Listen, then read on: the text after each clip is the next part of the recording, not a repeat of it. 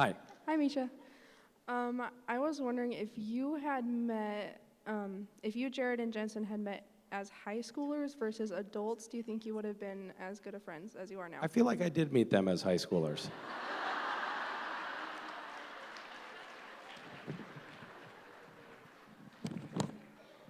We were basically high schoolers. We were technically older than high school, but our behavior was very high school when we met. I was 33 or 34 when I started on the show, and we would get into like vicious wrestling matches on the floor all the time, like children. And I remember we were just talking about this last night. Jared used to come onto the set, and he would just like rip something off the wall and throw it. It was like he was a like giant puppy with opposable thumbs, and he'd just come in and destroy things. And so yeah, the answer is yes, I think so, because I think that we actually met in that state of arrested development, and are basically still high schoolers. Hi. Hi, how are you? I'm good. How are you? My question is about Gish, and I was wondering if you've ever considered doing a younger version for under 14 for kids to participate in being weird and fun and doing acts of kindness, because I think that's a great age to teach them that stuff. Great idea. I don't know why. I think there's some like insurance thing or something that is the reason that we don't have kids participating. But maybe it's just we're afraid of their power. I'm not sure. I don't even remember. I want to look into this.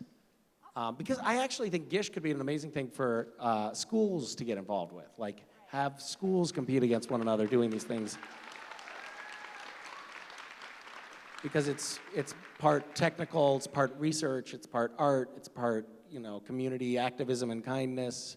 It could be great for schools. And it could be an excellent distraction for kids. They could get out of class, which is great. Okay, thanks for the thought. Yeah. We were wondering if there was a Gish item that you have been wanting to see end up in the hunt and it hasn't made the cut, or if there's one that you're really hoping to see happen next year. Well, I can't tell you one that I would put in the hunt next year because that would ruin it. It would give you a head start. I would say I actually do. There are a lot of items that I have been like, oh, this will be amazing. Like an airplane carrying a boat. But then I put them in the hunt, and then everybody who has a pilot's license calls in and says, everyone's going to die if you do that.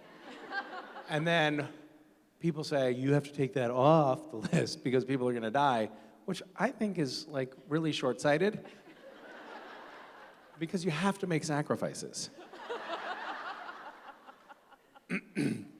The first item that fit into that category was, it was the first year of the hunt, and it was wrap yourself up in Christmas tree lights and stand on the peak of a roof.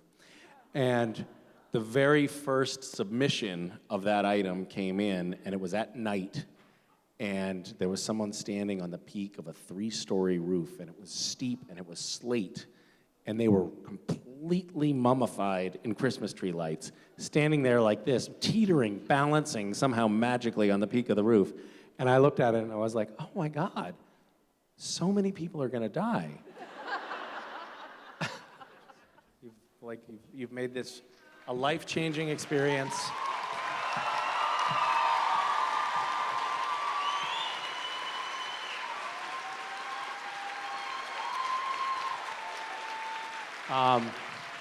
We have met some of